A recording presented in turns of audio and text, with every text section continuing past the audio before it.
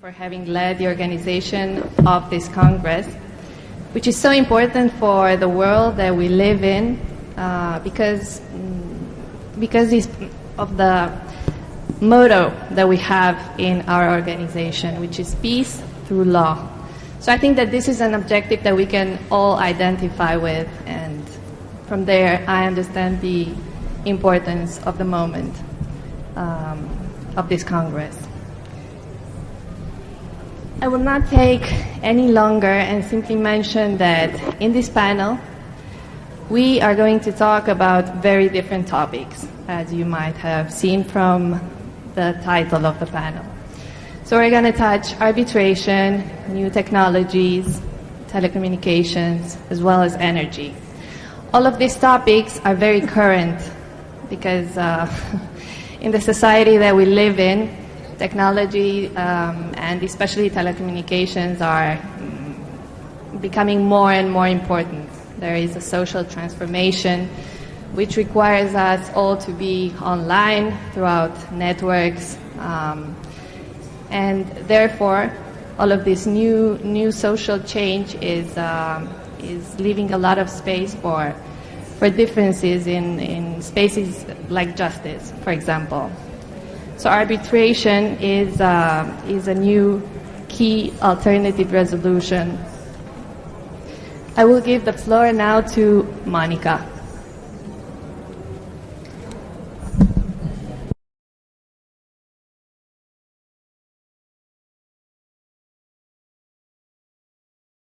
Buenas tardes a todos, espero que hayan almorzado, pero sigan con suficiente energía para este panel. Bueno, primero que todo, muchas gracias por la invitación. Yo les voy a hablar de arbitraje en el sector de energía, pero le voy a dar un poco de un enfoque diferente.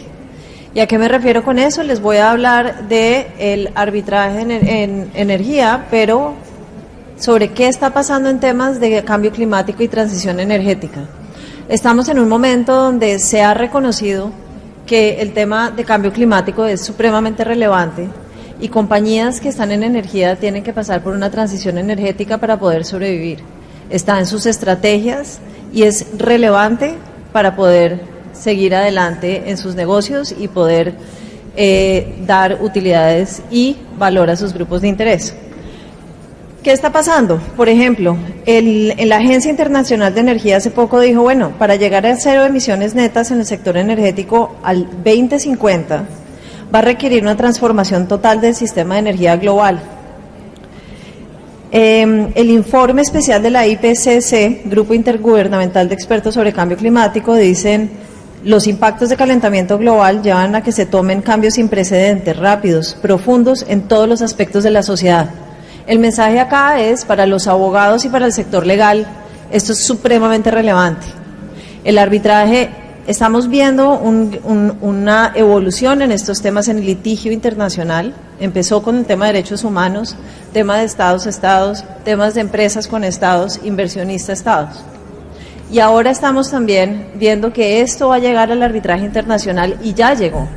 Entonces tenemos dos ámbitos donde lo está afectando de manera muy evidente. Uno es el tema de arbitraje comercial internacional, disputas que salen de temas contractuales entre dos personas por una cláusula arbitral que los lleva a un foro internacional. Y el otro son las disputas inversionista-Estado, que es donde un inversionista, como ustedes sabrán, puede demandar a un Estado por una violación a un tratado bilateral o o contenida en un tratado multilateral. ¿Por qué es relevante? Porque como empresas tenemos que avanzar hacia lo que está sucediendo y la pregunta es si estamos preparados. Yo creo que lo que tenemos que pensar es, como clientes trabajando en una empresa, ¿cuál es el tribunal arbitral que vamos a escoger para que pueda adjudicar nuestras disputas? Necesitamos expertos en temas de cambio climático, necesitamos expertos en temas de descarbonización. Ahí esa composición nos hace pensar. Expertos, vamos a necesitar peritos y expertos para nuestros casos. Ahí también hay una expertise y unas competencias especiales que tenemos que empezar a buscar más allá de lo que estamos acostumbrados. Por ejemplo, ¿cómo se hace una valoración de un proyecto teniendo en cuenta factores como el precio del carbono? Eso es una buena pregunta. En cuanto a contratos, la manera en que negociamos nuestros contratos va a tener un efecto directo en nuestras disputas o en poderlas evitar. En todos los contratos que tienen temas de manejo de supply chain en toda la cadena de suministro, ya estamos empezando a ver contratos en las empresas de energía donde subimos los estándares de sostenibilidad y de cambio climático poniendo nuestros compromisos en esos contratos, exigiéndole a la contraparte. Eso seguramente, el momento que uno exige eso a una contraparte, se vuelve uno de los componentes que eventualmente podrían llevarnos a un arbitraje comercial. Y esta es un análisis que tenemos que seguir haciendo. No es un tema únicamente de las empresas. Yo creo que como abogados tenemos una obligación de buscar estar al frente de estos temas que tienen que ver con transición energética, con cambio climático, con todo lo que esta área del derecho, y poder usarlo para nuestras prácticas en el arbitraje internacional. Es importante también notar que esto ya está sucediendo. La Cámara de Comercio Internacional, por ejemplo, ya hizo un reporte muy importante que los invito a leerlo sobre cambio climático y disputas de cambio climático. Dice cuáles son estas disputas y cómo se están adjudicando en la actualidad. Y también habla de los temas procesales para poder resolver esas disputas y una gran conclusión es cada vez van a haber más y estas instituciones están preparando para ello. Entonces, y por último lo que les quería decir es, para evitar arbitrajes, que es como un poco de medicina preventiva, pero desde nuestra profesión, también tenemos que ayudar a las empresas a entender cómo hacen ellas para tener una estrategia de sostenibilidad y poder adaptarse al cambio climático, buscando comprometerse hasta un punto donde se pueda dar ese resultado, y teniendo un nivel de transparencia con los grupos de interés muy alto, con la justa medida para que más adelante no termine uno en un litigio y teniendo eso que estaba haciendo como uno de los puntos de la demanda, más bien como una defensa. Ese punto es supremamente relevante y la reflexión es, tenemos que estar muy pendientes de lo que está sucediendo en el mundo, con el litigio internacional, con los casos de derechos humanos actuales que nos dan mucha luz en cuanto a los temas ambientales. Tenemos que seguir qué está sucediendo con temas, por ejemplo, como de accionistas en empresas, lo que se están diciendo en las asambleas generales en cuanto a los intereses de los grupos de interés, y tenerlo en cuenta para poder seguir aplicando lo que estamos viendo ahí al desarrollo del arbitraje internacional, tanto comercial como inversionista-Estado. Pasamos al español.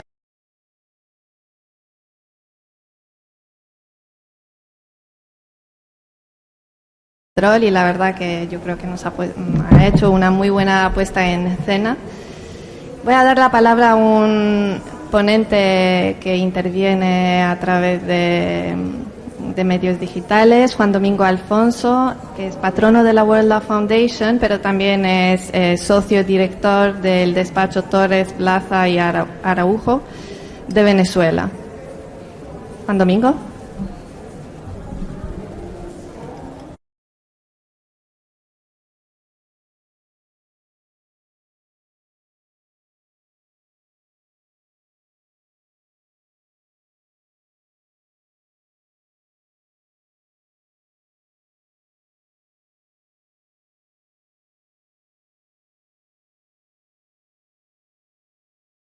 Y al Comité Ejecutivo por el constante congreso y su organización así como nuestra colega, la moderadora del panel, Teodora Toma.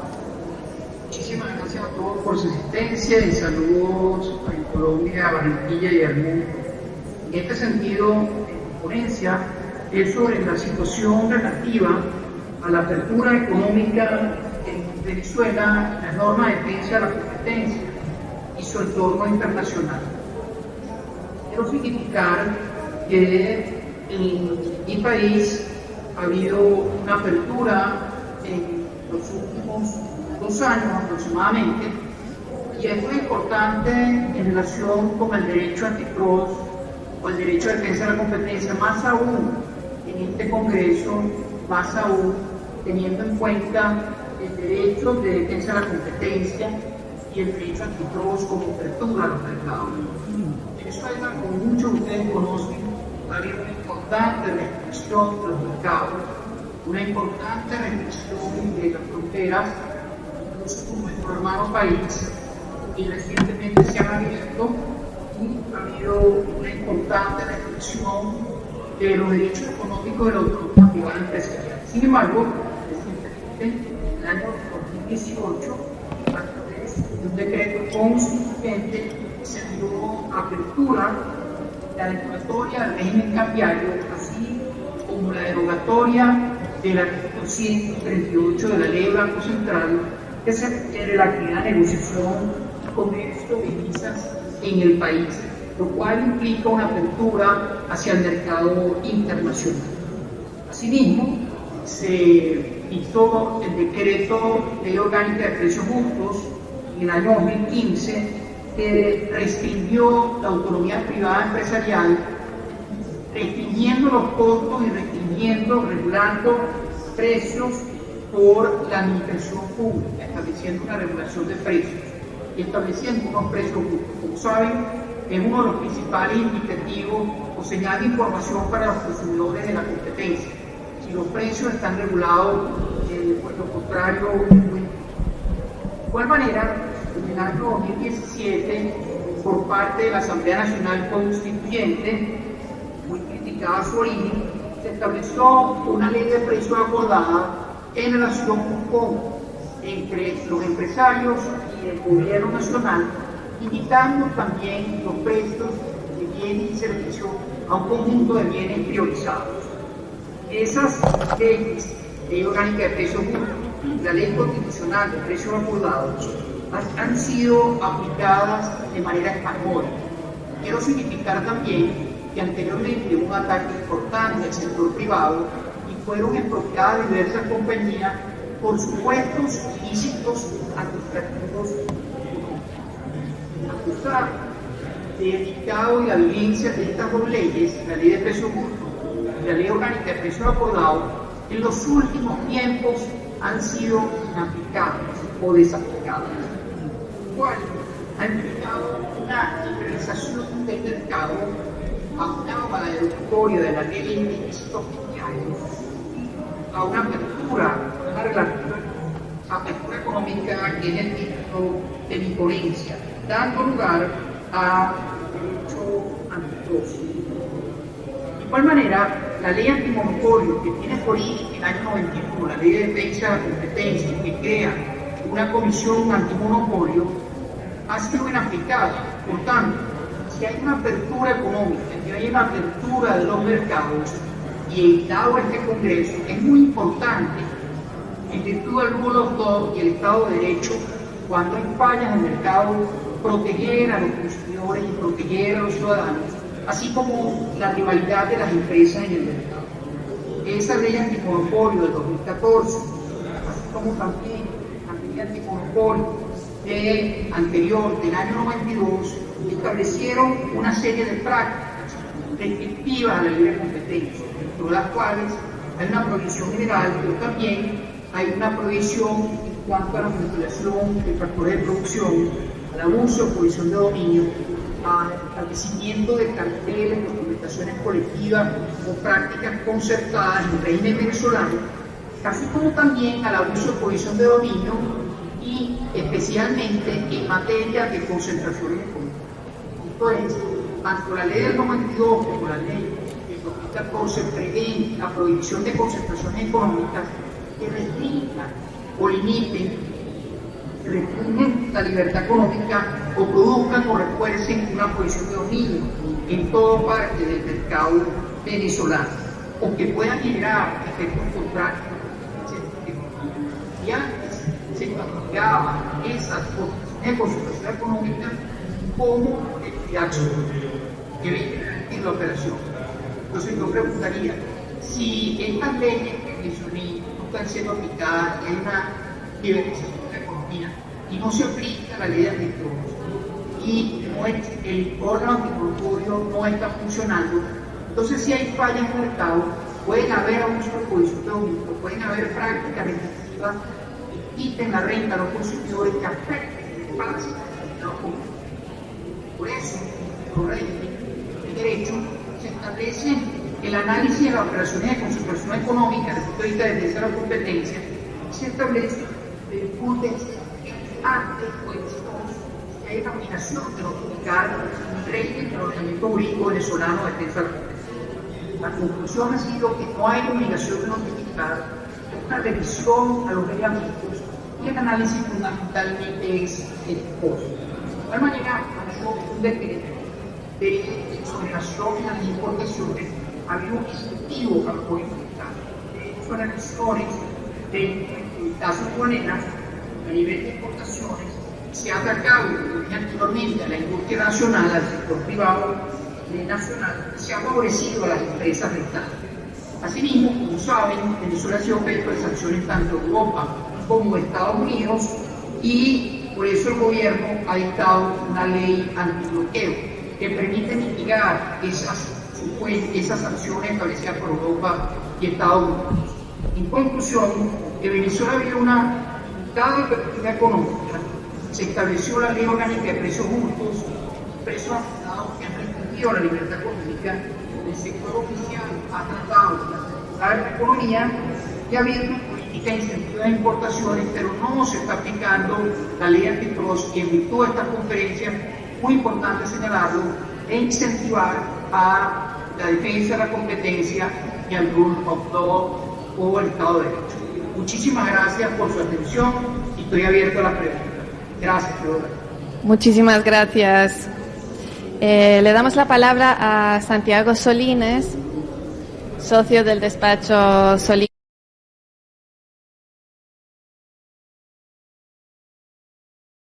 Gracias, Teodora.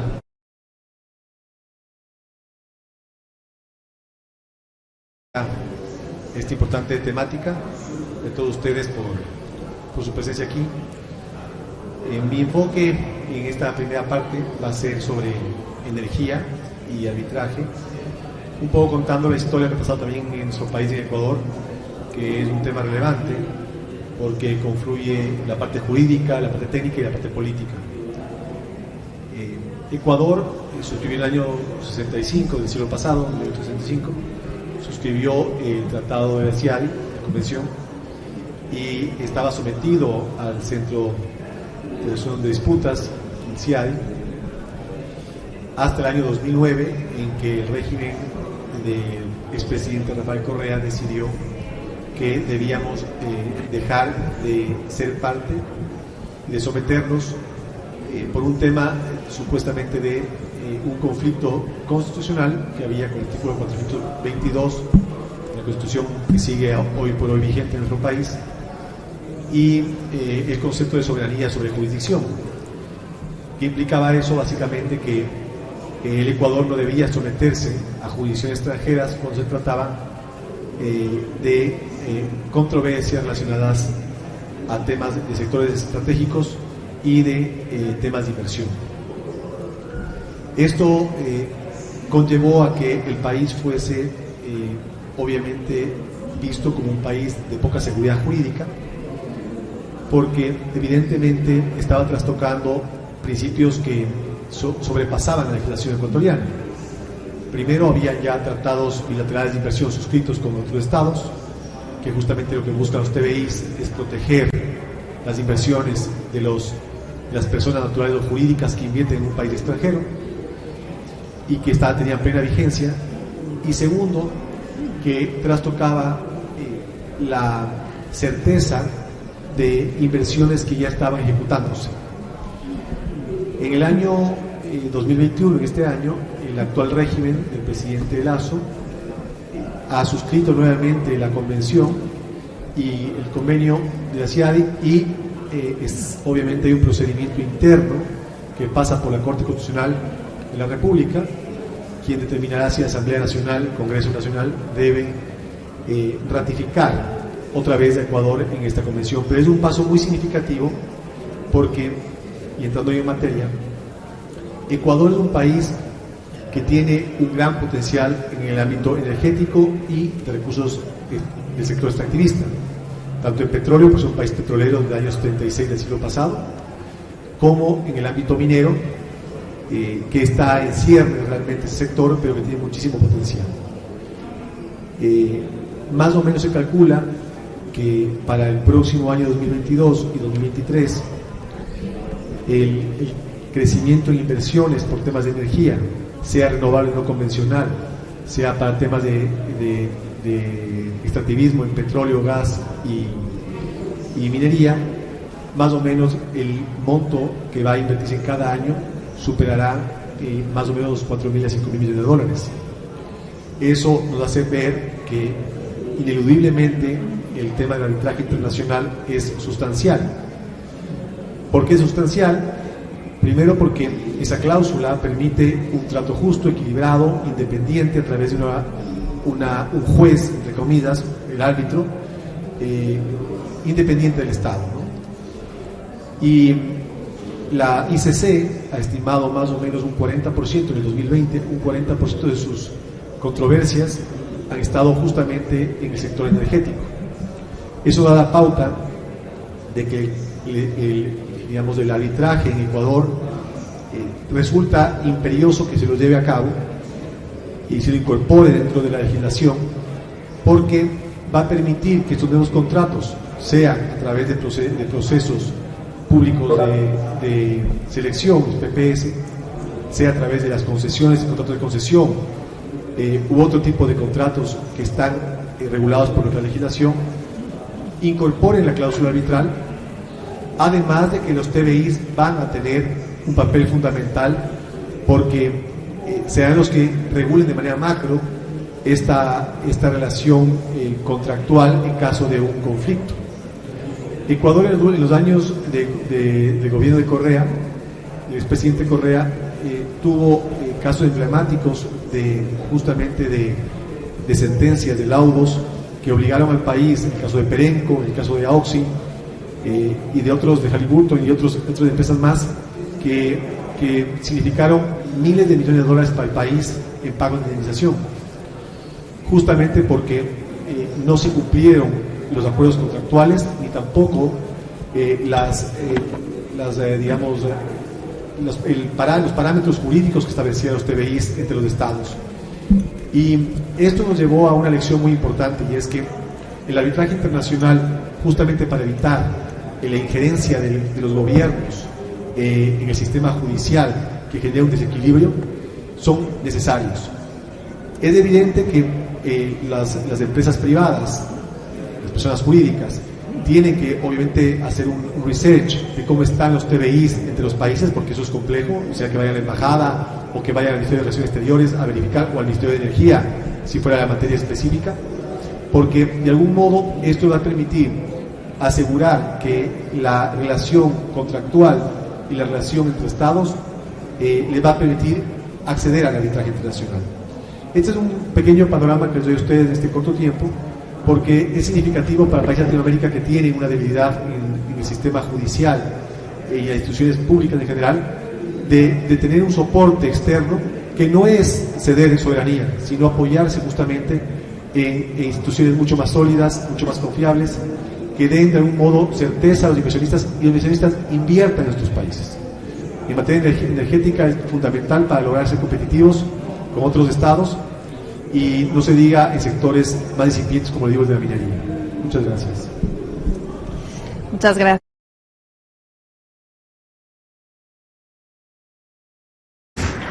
Le damos la palabra a Luis San Miguel.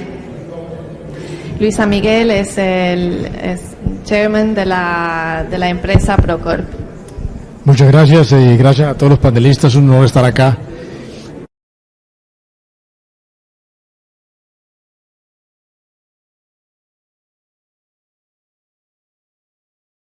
Transición energética en el mundo actual. Para que tengan en contexto, en el año 2019 hubo más o menos 3.9 trillones de dólares en transacciones de M&A Acquisitions, que representaban más o menos 27.000 transacciones en el mundo. En el 2020 hubo un golpe por la pandemia, se cayó a más o menos 3.2 trillones de dólares con unas 26.500 transacciones a nivel mundial. Y en el año 2021, interesantemente, el famoso factor X, we don't know what we don't know, hasta el primer trimestre ya llevábamos 27.200 transacciones por un costo de 3.5 trillones de dólares. La economía sí se está reactivando y los mercados de capitales están absolutamente disparados. Las compañías privadas tienen más de 2.6 trillones de dólares en cash para hacer inversiones y los grupos de capital privado tienen otro tanto. Estamos hablando de 6 trillones de dólares para hacer adquisiciones. Pero eso es el mercado general. El mercado energético, la foto es un poquito diferente. En el mercado energético, realmente en el año 2021, solo llevamos un promedio de 230 transacciones que suman 230 o 240 billones de dólares. Sin embargo, estadísticamente hablando, sí está un poco en declive. La razón principal es porque las compañías han tenido que limpiar su balanza, su balance sheet. La segunda razón es porque las grandes compañías, como decía Mónica, han tenido que hacer público sus nuevas visiones de largo plazo. Y las 12 más grandes decidieron transicionar de hidrocarburos a energías renovables. Y ese es un tren que nadie va a parar. Y el tercer punto que hay que tener en cuenta para las adquisiciones es que las compañías no solamente van a tener que comprar para ser más efectivas, sin afectar la productividad de los países, sino que también van a tener que comprar compañías nuevas que les ayuden a reducir la emisión de carbono. Entonces, todo esto tiene que ver con Net Zero, la transición a Net Zero. Mónica tocó un poquito al respecto, pero les quiero profundizar un poco. Net Zero es una estrategia de una visión mundial. Para el año 2050, Net Zero significa que vamos a hacer lo necesario para que el calentamiento global no exceda 1.5 grados centígrados. Y hay dos escenarios: el escenario rápido, que nos lleva un 70% de eso, y el escenario ideal, que nos lleva un 90% de eso. Cualquiera de esos escenarios lo que significa es que el mundo va a cambiar dramáticamente en la energía. Para ponerlo en contexto, el consumo de carbón va a caer 10 veces en los siguientes 30 años. Más o menos 10 veces. El mayor impactado, por supuesto, China. El consumo de hidrocarburos va a caer un 2,5 veces a 3 veces. Las energías renovables van a aumentar 10 veces su capacidad de producción. Y ese es el tren que estamos viendo ahora. ¿Qué significa eso para el mercado de capitales, para el mercado de M&A? Significa que las compañías se van a tener que reinventar. Y la pregunta clave es: ¿qué se necesita para que eso ocurra? Ahí viene el marco un poco jurídico también. Primero, una gran participación de los países, con un marco regulatorio muy sólido para que esa transición pueda darse a cabo. Pero yo quisiera mencionar 4 pilares de lo que yo llamo el ecosistema de transición. El primero es que, damas y caballeros, vivimos en un mundo fascinante hoy en día. La tecnología hoy en día no tiene límites. El uso de la tecnología no tiene límites. Y la tecnología es fundamental y la base de la pirámide para todo lo que hagamos o queramos hacer. Esa tecnología, en el caso de energía, está muy asociada con todo lo que tiene que ver con computer, IT, inteligencia artificial, todos esos modelajes que se pueden hacer en tiempo real que van a acelerar la toma de decisiones para la transición energética. El segundo pilar es el mercado de capitales, como ya mencioné.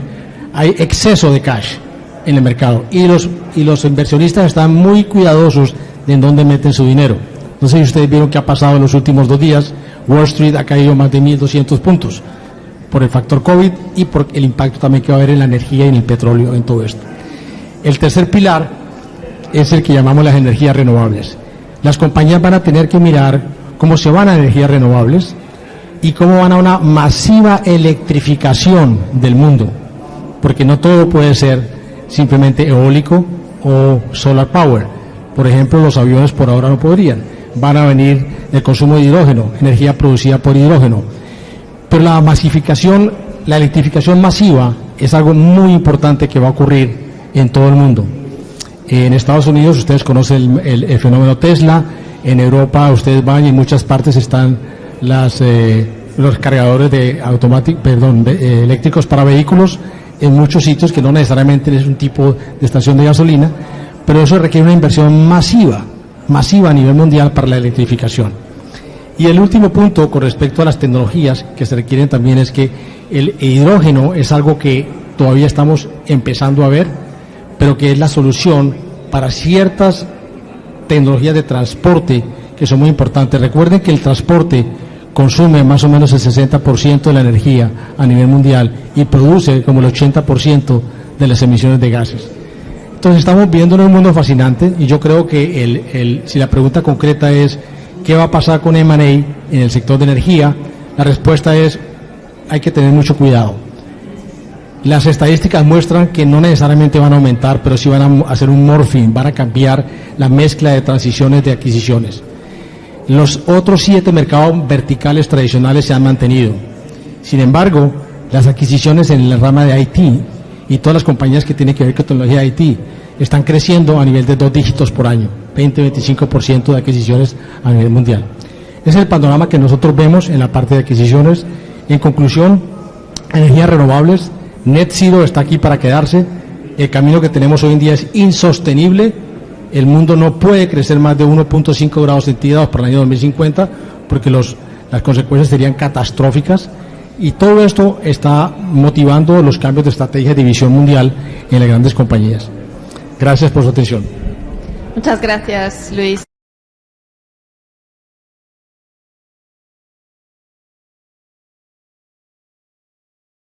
¿Cuál dirías tú que es el ecosistema, incluyendo el aspecto legal, que se requeriría para que Net Zero tuviera éxito? Mencioné 3 de ellos y el cuarto muy brevemente. El primero es mercado de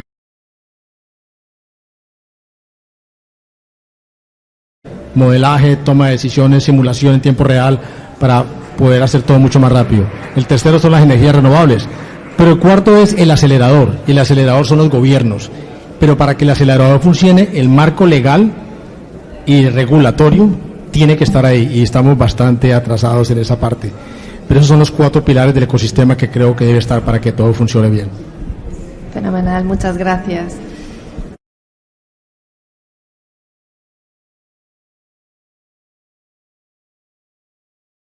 Going to speak to us from Cambodia.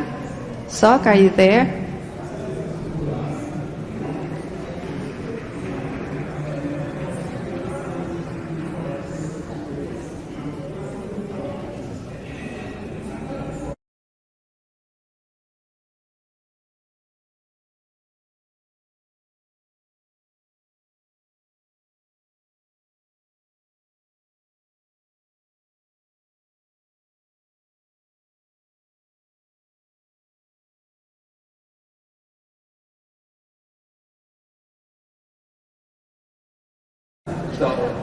Oh my God. Thank you so much for being here at this early time in the morning.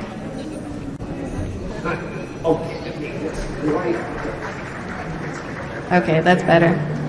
That's better. Good. Okay, so I can speak now? Of course.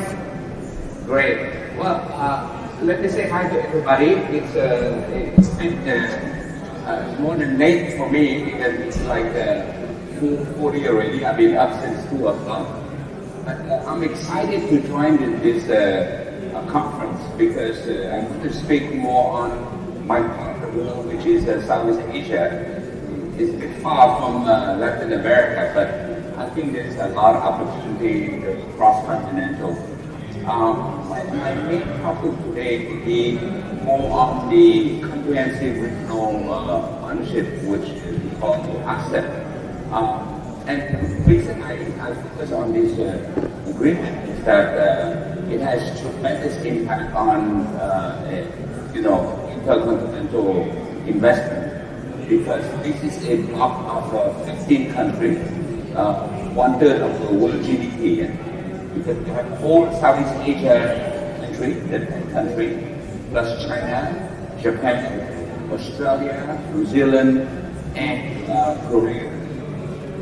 This agreement will enter into force next month in January, and it will have tremendous impact on how the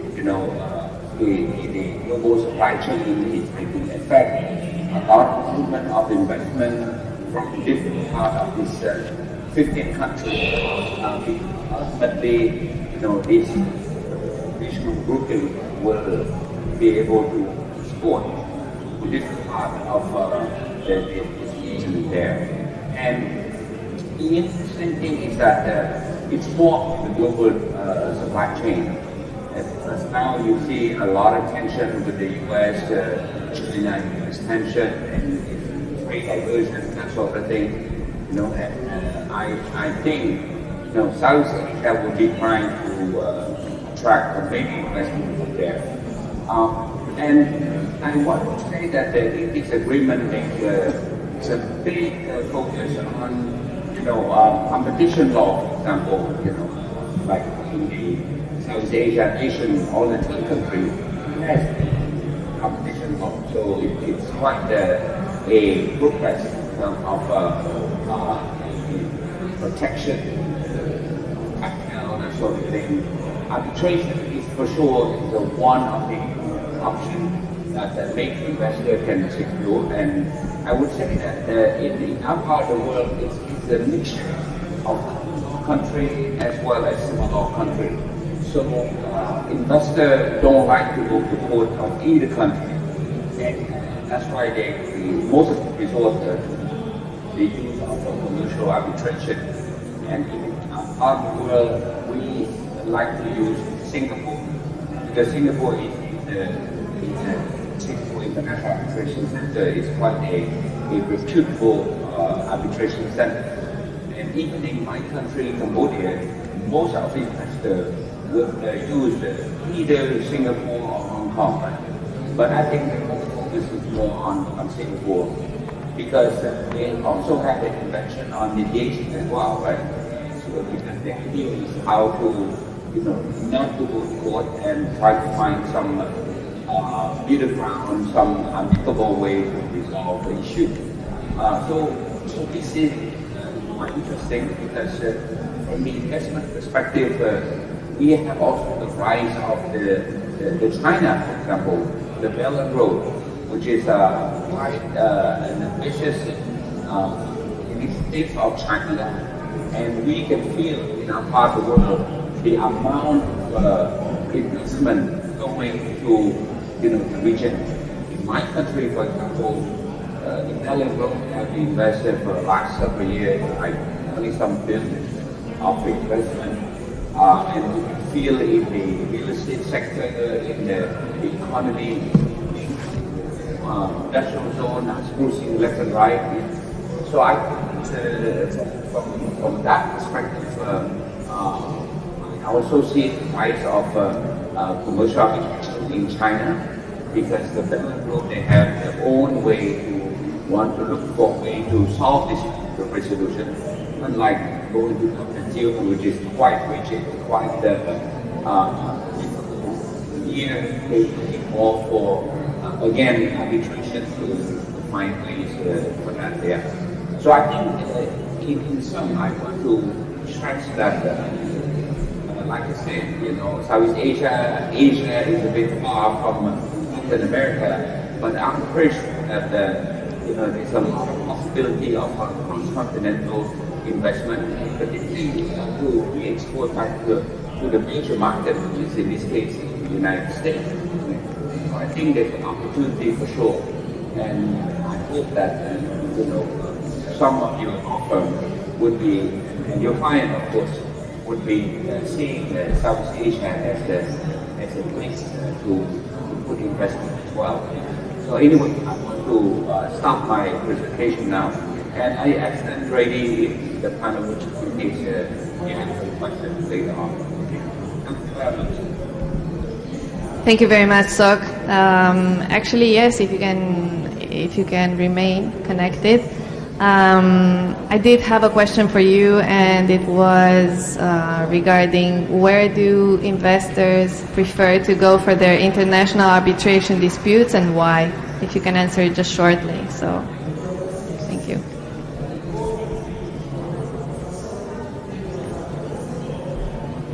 Oh yeah, yeah. So I'm back now.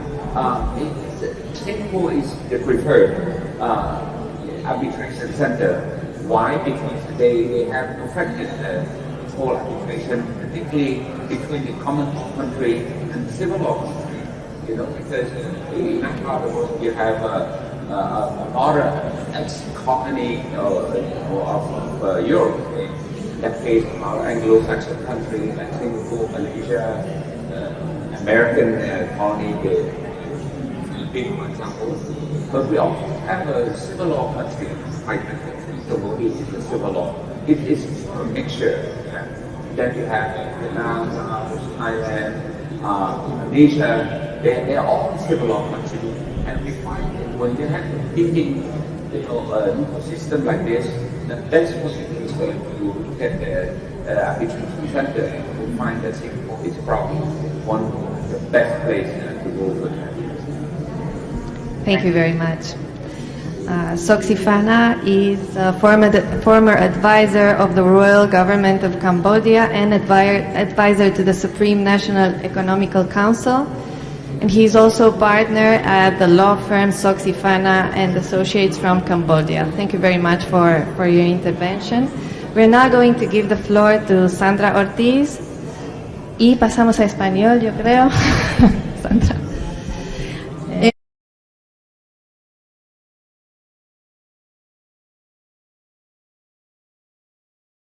A la organización de la World Law Congress por la invitación y a todos por acompañarnos en este panel. Vengo a compartirles un poco de los laudos más recientes que se han dado en el contexto del sector de telecomunicaciones al cual yo me he dedicado en los últimos años a trabajar, y es el laudo del 7 de mayo del 2021 entre Colombia y América Móvil, donde se hace la aplicación por primera vez del Tratado Internacional suscrito con México y pues que obviamente tiene unos antecedentes en la legislación local y donde viene a determinar cuál es la importancia del arbitraje y pues obviamente el cumplimiento de los tratados internacionales. La controversia que se origina viene dada por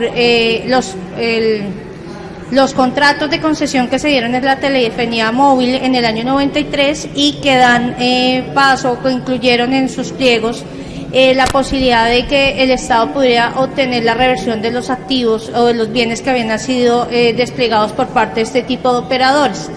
Esta controversia pues fue incluida en los contratos y es producto de una demanda que se hace de constitucionalidad en el año 2013, donde se determina que la cláusula sigue vigente, que a pesar de las modificaciones que se han dado en el transcurso de la ejecución contractual, pues la cláusula estaba vigente y que por lo tanto daba lugar a que el Ministerio de Tecnologías de la Información pudiera hacer la reclamación de estos activos. Esto da paso a un arbitraje, muy sucintamente les estoy dando las etapas.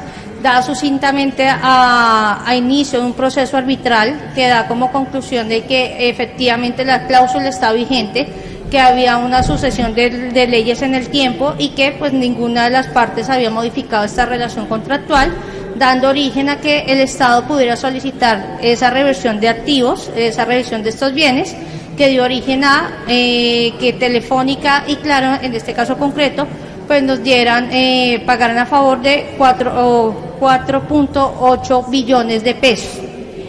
En cumplimiento de estos contratos, los operadores pues lo que han demandado ante las Cortes Internacionales, en arbitraje internacional, pues este cumplimiento de estas obligaciones a las cuales estaban inmersos, principalmente diciendo, en el caso de América Móvil, y que es el laudo que tenemos y estamos analizando, de que había un incumplimiento de estos tratados internacionales y el principio de la nación más favorecida, la cláusula de la nación más favorecida. La gran conclusión a la que llega CIADI es que efectivamente Colombia al momento de la suscripción de este tipo de convenios había hecho una exclusión para el sector de telecomunicaciones y que por ende no era susceptible la aplicación de esta cláusula de nación más favorecida. Y de allí lo importante que tiene el fallo es determinar efectivamente cuál es el alcance de las decisiones locales, principalmente las decisiones adoptadas por la Corte Constitucional en el análisis de las leyes que se han expedido en la ejecución de este contrato, llegando a la conclusión pues que efectivamente estas leyes tienen impacto, que el juez internacional no puede desconocer las precisiones de alcances que se han dado por parte del juez constitucional precisamente en determinar que la cláusula de reversión en ningún momento fue eliminada de los contratos, que efectivamente se hubiera podido eliminar en el ámbito de que se hubiese generado una discusión y análisis por parte de las partes y que por lo tanto Colombia no había incumplido el contrato, no se había generado ningún tipo de incumplimiento o afectación a las expectativas legítimas que tenían los operadores, en decir que no se aplicaba la cláusula de reversión y que por consiguiente Colombia pues obviamente había dado una aplicación correcta y oportuna de este tipo de contratos. Entonces lo que se viene a analizar de alguna manera es si hubo o no una expropiación por parte del gobierno colombiano en esta reversión de activos, cuánto es la cuantificación, pero la gran conclusión que se tiene y que la relevancia que también, aparte de ser un fallo relevante para el sector de telecomunicaciones, es la primera vez que Colombia en sede arbitral, en sede del CIADI, no pierde un fallo. Entonces, de alguna manera, la relevancia que tiene en la interpretación adecuada que se hizo por parte de los jueces de los fallos locales y cómo estos interfieren o pueden incidir en las decisiones de carácter internacional, y que pues nos dio como paso que Colombia pues obviamente no incumplió el contrato, se condena en costos a América Móvil, pero lo que sí los ha determinado o que terminó este tipo de controversias es que no es el sector de telecomunicaciones, se rige por unas leyes muy propias, diferentes a las reglas de la contratación estatal, y allí pues que obviamente producto y con el ánimo de generar inversiones en el sector de telecomunicaciones, en el año 98 pues lo que incluyéramos una ley muy específica donde se eliminan las reversiones, atendiendo que es el operador el que hace el despliegue de la infraestructura y por lo tanto lo único que él tiene que revertir en su proceso de explotación de este servicio es el espectro radioeléctrico, que es el que nos permite de alguna manera que nos podamos comunicar y todo, y que es un bien que corresponde o está en cabeza de la nación. Entonces yo creo que esta es la importancia que tenía este fallo. Estamos pendientes del fallo también que se está analizando en el contexto internacional interpuesto por Telefónica, cuyas pretensiones son totalmente diferentes porque este está aludiendo a la aplicación de una norma internacional y de una cláusula específica en materia de la cláusula mejor nación o un trato igual a otras naciones, y pues que en este caso concreto, cuando se hizo la negociación de este tratado con México, pues se le generó la exclusión por parte de Colombia de ser aplicable para el sector de telecomunicaciones. Muchas gracias, Sandra.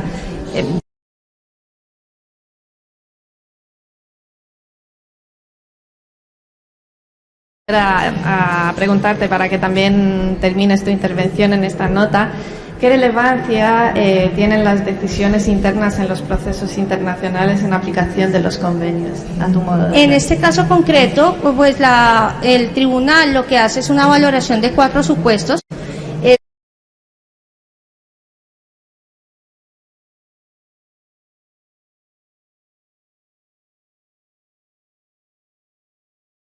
Comunicaciones, porque tenemos una ley que viene a modificar de alguna manera las condiciones pactadas en los contratos, y lo que se hace por parte del juez es hacer una valoración, es decir, yo tengo un fallo interno que tengo que tener presente y es el que me da origen a toda la controversia. Entonces, de alguna manera, sí tuvo una gran incidencia en la interpretación por parte de los jueces de CIADI, que va a determinar que efectivamente la cláusula como tal siempre existió, que no apareció de la nada como lo pretenden de alguna manera los argumentos que uno hace un análisis detallado del fallo, y que por lo tanto pues este fallo da origen a no tanto el fallo al laudo arbitral que se generó internamente, sino a la interpretación que se debe dar frente a la norma y en la vigencia de las normas en el tiempo y de la ejecución contractual.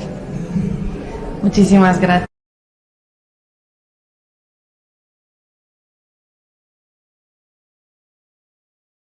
Como os habréis dado cuenta, Universidad Externado de Colombia, y muchas gracias por tu intervención. ¿Una pregunta? Sí. Aló.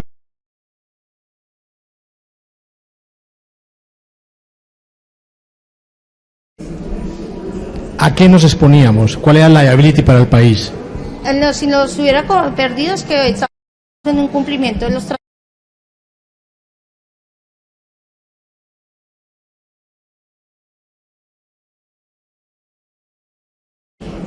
Si acá nos costó el pago en la infraestructura, tocaría volver a la infraestructura más el pago de costas, más algo adicional. Estaremos, yo creo que por lo menos, no sé, una cifra de como unos 10 millones de dólares o algo así. Era un pago, algo relevante para el sector, y de alguna manera la cuantificación que se hace en el ámbito local en cuanto cuesta la infraestructura, cuando ya está degradada, depreciada y demás, pues de alguna manera, pues nada, que por eso se hizo como ese, lo que denominamos los abogados como ese subrogado pecuniario, de hacer una equivalencia del valor de esa infraestructura a tiempo real y cuánto le podía le podía generar recursos para el Estado. Muchas gracias. A continuación,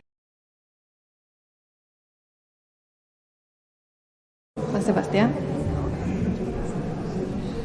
Juan Sebastián es socio del grupo SVAR, presidente de la World Compliance Association, capítulo Ecuador, profesor de jurisprudencia de la Universidad San Francisco de Quito. Gracias.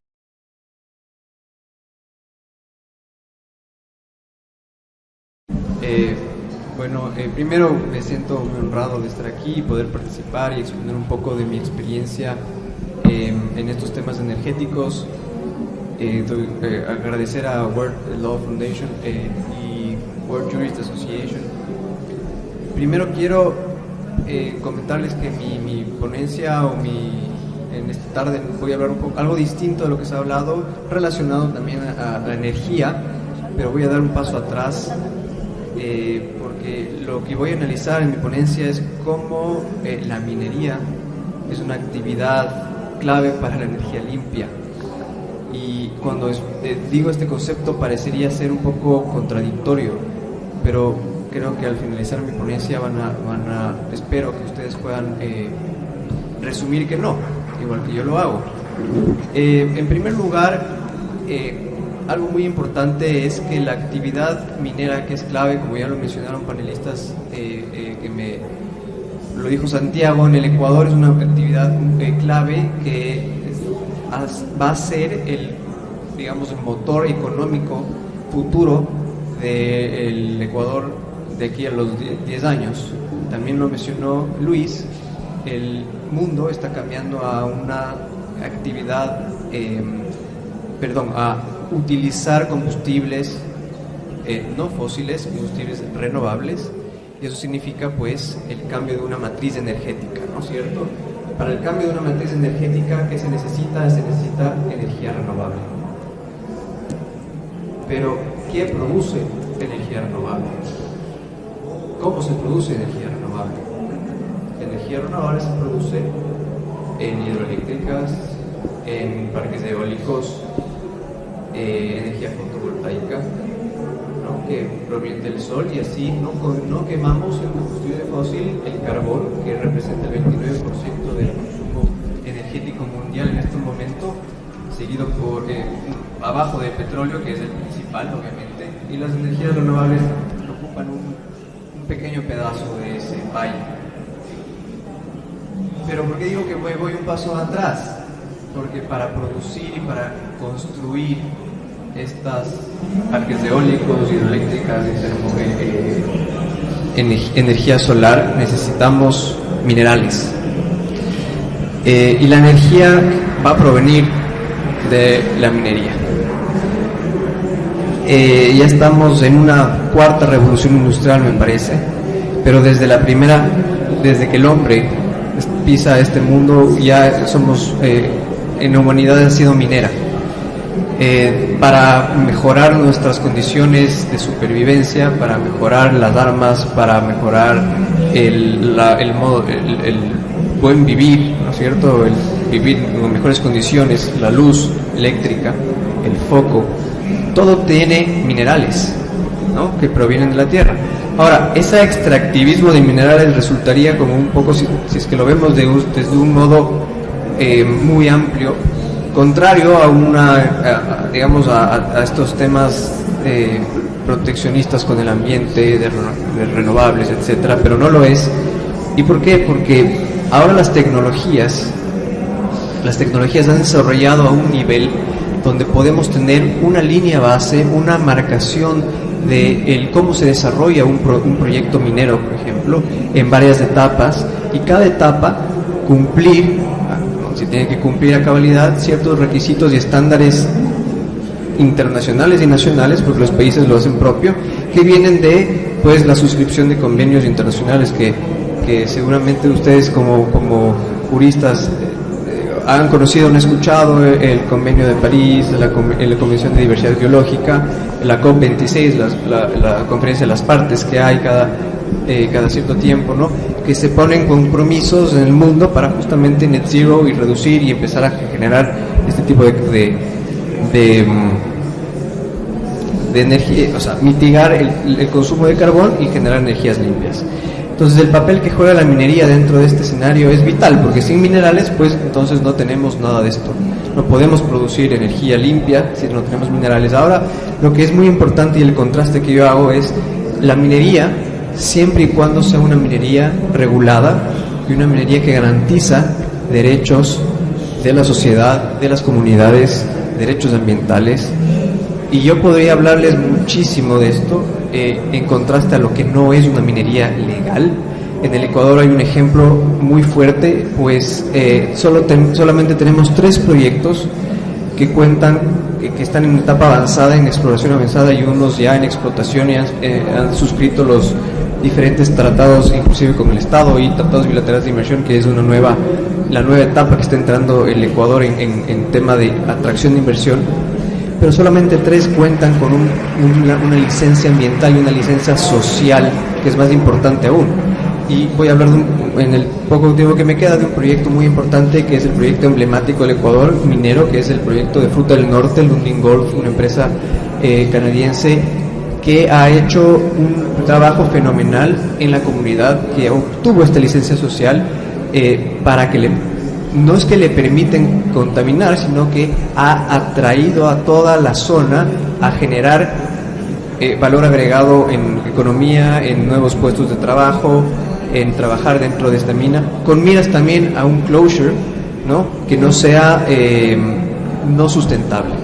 Entonces, este proyecto generado es la contrapartida de una minería ilegal, una minería que contamina y una minería que no, por supuesto que no tiene ningún trato bueno con el ambiente y con las comunidades, que eso es lo que tenemos que evitar, y nosotros como abogados pues debemos propender a eso.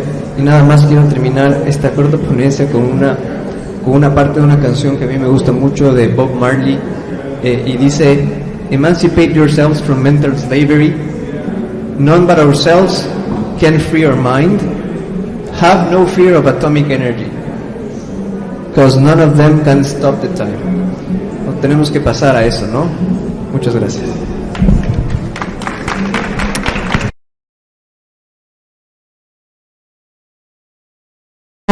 Para Santiago. Vale. Santiago, un poco retomando tu tema, ¿consideras que el arbitraje como mecanismo establecido en los TBI y contractualmente son indispensables para el sector energético en Ecuador? Danos unas pinceladas a modo de conclusión. A ver, sin duda alguna,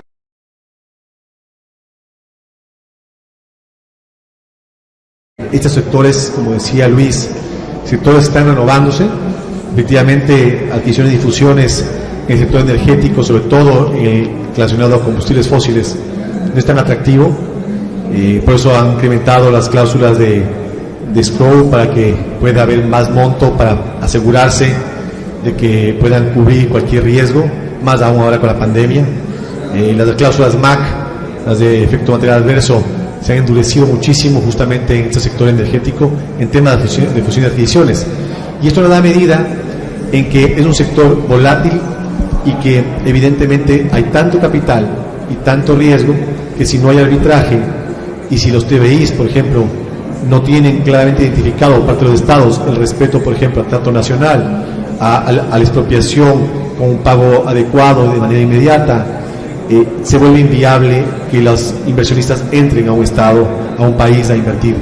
Entonces yo diría que el sector energético depende mucho de su capacidad de, digamos, de expansión en un país desde el punto de vista económico, siempre y cuando exista certeza jurídica.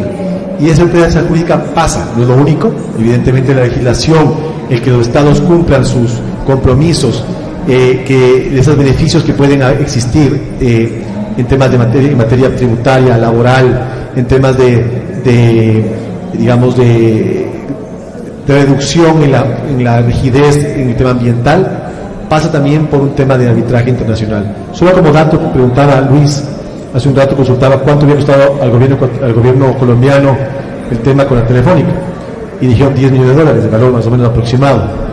En Ecuador, solo dos casos que hace un rato enuncié: el caso de la Oxy costó $1.000 millones de Ecuador, y el caso de Perenco $340 millones. Solo dos casos.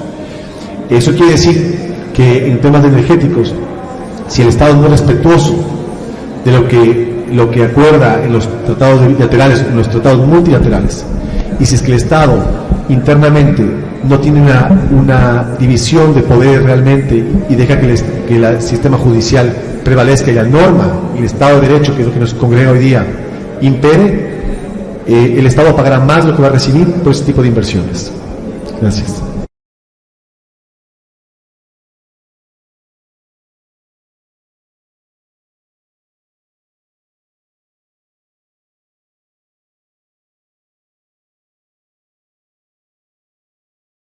Hacer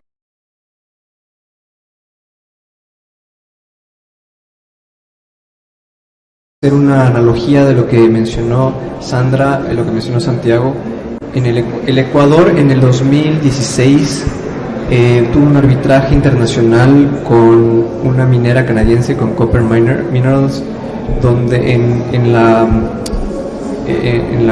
Corte de la Haya. Y aquí fue un caso donde se discutió la jurisdicción y finalmente el Ecuador ganó en jurisdicción y pues determinó que no era competente la Corte para conocer el caso. Entonces, haciendo una analogía, pues sí hay la posibilidad de que los estados ganen en Corte Internacional, porque existe esta concepción de que las Cortes Internacionales o los Cortes de Arbitraje Internacional solo apoyan a la empresa privada, pues no hay tal. Somos nosotros como abogados los llamados a hacer un buen caso, una buena teoría del caso y pues tener las pruebas suficientes para que una corte imparcial pueda juzgar así. Y en segundo lugar, en el Ecuador en este momento enfrenta un potencial caso internacional muy que va a ser grave, que es justamente el incumplimiento contractual de una cláusula contractual que llegaba a la que le daba al Ecuador a la Corte Internacional, a la ICC, en contra de Codelco. Pues Codelco firmó un contrato de asociación con la ENAMI siendo la empresa minera ecuatoriana, para el desarrollo de varios proyectos, específicamente uno, Yumiragua, y en este proyecto en específico el Ecuador no cumplió los hitos de inversión que determinaba el contrato. Hubo un acercamiento de negociaciones amistosas que no se ha cumplido y pues me parece que la semana pasada ya Codelco presentó una demanda ante la ICC para pues iniciar los procesos de litigio. Entonces esas son se relaciona a todo lo que hemos hablado en este panel. Muchas gracias.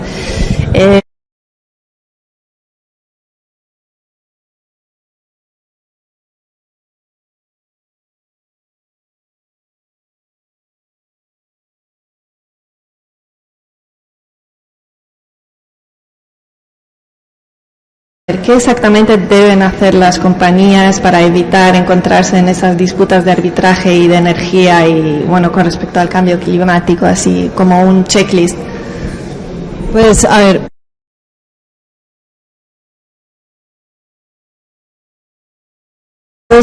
décadas, diría yo, teniendo arbitrajes de inversión en temas de derechos humanos, y en algún momento no se les estaba haciendo el debido seguimiento. Con el cambio climático es el mismo camino de lo que ha surgido en derechos humanos en el arbitraje inversionista-Estado.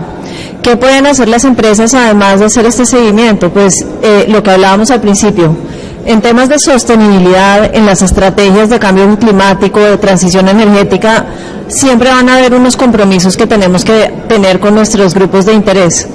Esos compromisos deben ser compromisos que las compañías pueden seguir, que pueden cumplir, porque en la medida de ese cumplimiento se van a mitigar los riesgos de cambio climático y de litigio posteriormente. Y además de esto, pues con toda la transparencia en cuanto a su publicación y comunicación, eso también mitiga cualquier otro riesgo, porque las partes están debidamente informadas. La idea es no llegar a arbitraje. Entonces, todas las cosas que se hacen bien hechas desde el inicio en estos temas son las defensas que se van a usar para no llegar a las etapas posteriores en arbitraje y ojalá no a un fallo condenando por daños. Muchísimas gracias.